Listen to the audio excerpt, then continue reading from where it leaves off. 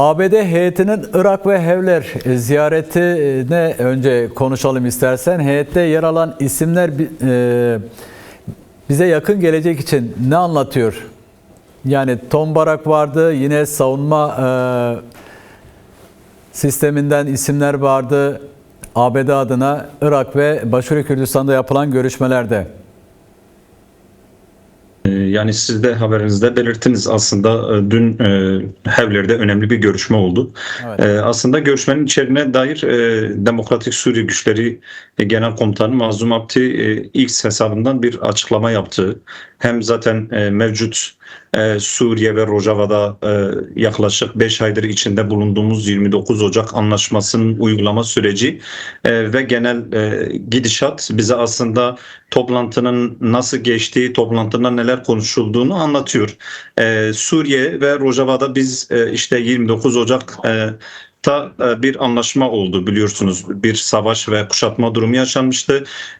Daha sonra Demokratik Suriye Güçleri ile Suriye Geçici Hükümeti arasında bir anlaşma imzalanmıştı ve bugün geldiğimiz noktada anlaşmanın uygulanma sürecinin yaklaşık işte 5. ayı içerisindeyiz. Bu 5 aylık süreç içerisinde Suriye Geçici Hükümeti'nin merkezi anlayışı daha çok öne çıktı ve süreç aslında istenilen düzeyde yürümedi. Süreç daha çok ağır ilerliyor ve geldiğimiz noktada da süreç şu an durmuş diyebiliriz. Dün Hevler'de gerçekleşen görüşme önemli. Neden?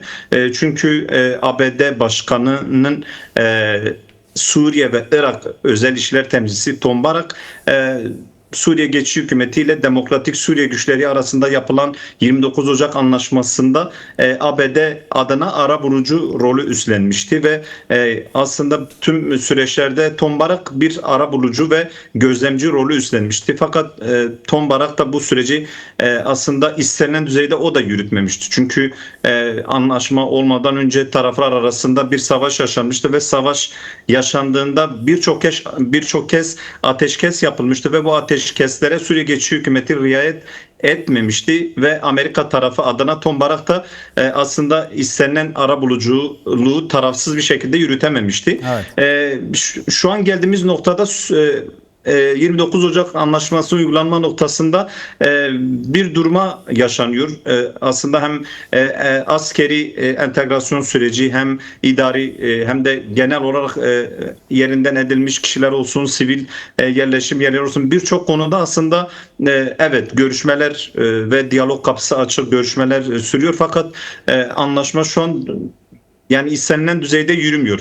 O nedenle dünkü görüşmede 29 Ocak Anlaşması'nın özellikle Mazlum Abdi ile Tom Barak arasında zaten Hevler'de görüntüler de servis edilmişti. Yapılan görüşme 29 Ocak Anlaşması'nın uygulanması ve Suriye'de mevcut durumun aslında istenilen düzeyde olmadığını arabulucu düzeyinde yer alan rolü olan ABD'nin ve özellikle Tom Barak gibi bir ismin ABD adına mevcut Suriye Geçici Hükümeti ve Suriye Geçiş Dönemi Cumhurbaşkanı Ahmet El-Şara'nın uluslararası düzeyde meşrulaşması için aylardır çalışma yürüten, faaliyet yürüten, lobi yürüten bir kişi olması da ve evet.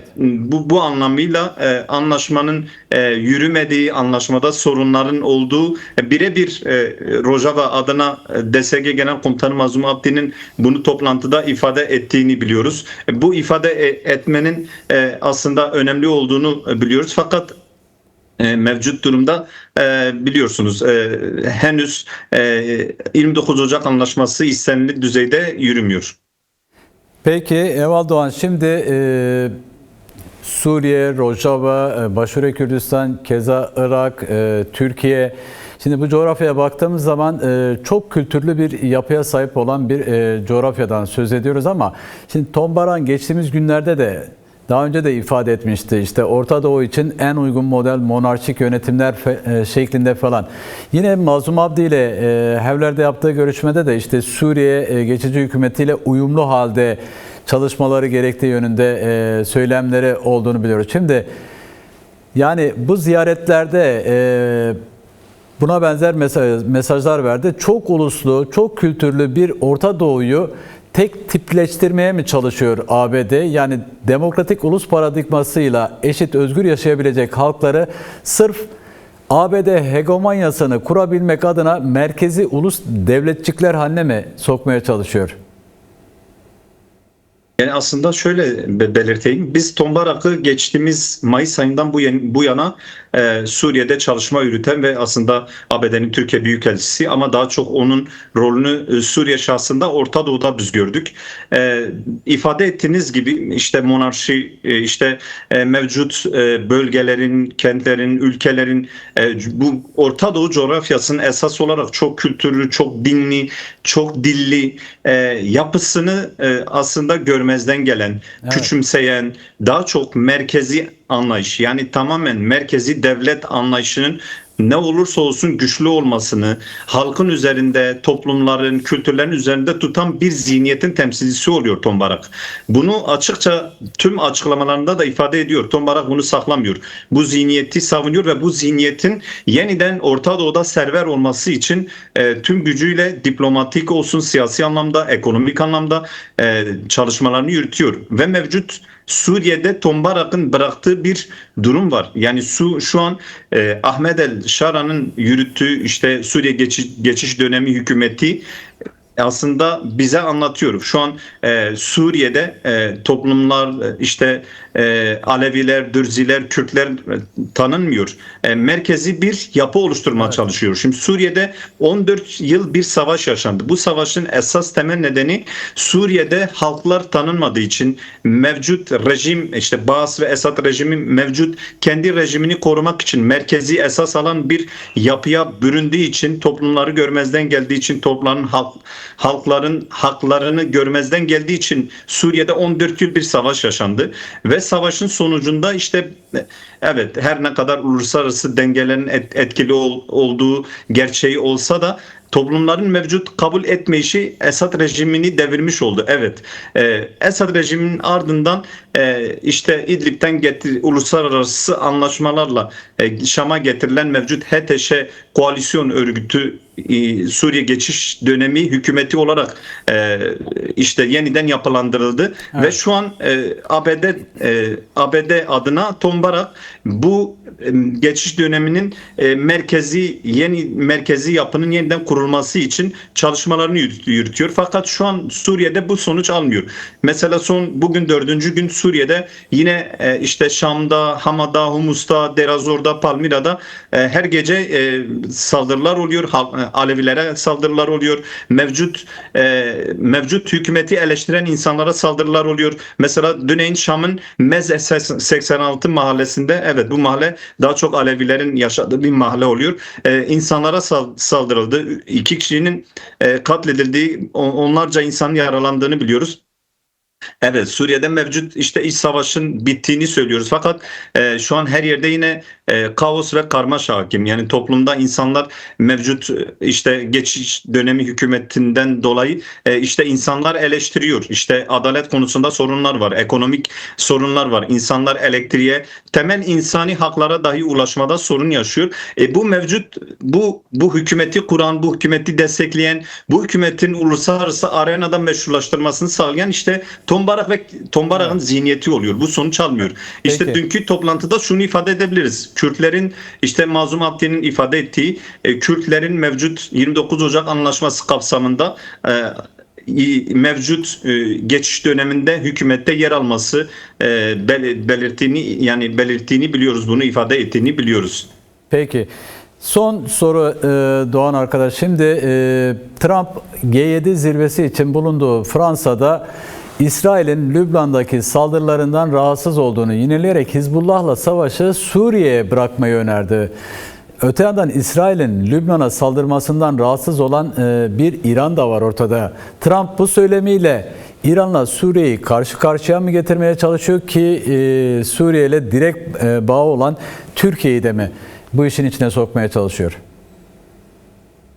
Aslında çok karmaşık bir dönemin içerisinden geçiyoruz. Yani çok tehlikeli bir ifade oluyor. Bu aslında Trump'ın üçüncü açıklaması, yani ikinci açıklaması. Birincisi ise basına yansımıştı. Mevcut geçiş dönemi hükümetinin Lübnan'da Hizbullah'a karşı savaşması gerektiğini ifade etmişti. Bu daha sonra basına yansımıştı. Fakat geçiş dönemi hükümet yetkilileri bunu yalanlamıştı. Sonra Trump'ın direkt kendi ağzından bir açıklaması oldu. İşte Suriye'nin Lübnan'da Hizbullah'a müdahale etmesi gerektiğini, bu işi onlara bırakmamız gerektiği minvalinde bir açıklama yaptı. Daha sonra geçiş dönemi Cumhurbaşkanı Ahmet El-Şera'nın kesin dille reddeden ifadeleri oldu. Bu basına yansıdı. Kendisi direkt konuştu. Bu kendilerinin Lübnan'a saldırmayacaklarını, kendilerinin Hizbullah'a karşı Lübnan'a girmeyeceklerini kesin bir dile ifade etti. Daha sonra geçiş dönem hükümet yetkilileri de aynı şekilde bu dili reddetti. Fakat bugün yine Trump'ın aynı minvalde bir açıklaması oldu. Bu aslında hem İran'ı ilgilendiren bir konu oluyor, hem Türkiye'yi ilgilendiren, aslında bir bütünen Suriye'nin eğer Lübnan'da Hizbullah'a karşı bir girişimi olursa bu tamamen bölgeyi etkileyen bir durum olur. Fakat mevcut Suriye'nin durumunu ele alırsak bu durumun Suriye halklarına, aslında bölge halklarına büyük bir felaket getireceğini ifade edelim. Aslında bölge halklarını birbirine kırdırtma politikası temelinde bu ifadenin kullandığını belirtebiliriz. Çünkü Suriye 14 yıllık bir savaş yaşadı. Savaştan sonra yine aslında savaşın tam bittiğini ifade edemeyiz. Henüz Suriye'nin bir ekonomisi toparlanabilmiş değil. Siyasi anlamda bir toparlanma yaşamış değil. Çünkü Suriye halkları henüz göç etmek durumda kalıyor. Kimi yerlerde göç edenler geri dönüyor. Böylesi aslında Suriye halklarının çok yorgun olduğu bir dönem yaşıyoruz. Böylesi bir durum olur mu olmaz mı tam kestiremeyiz, fakat bölge için bir felaket olabilir. Peki.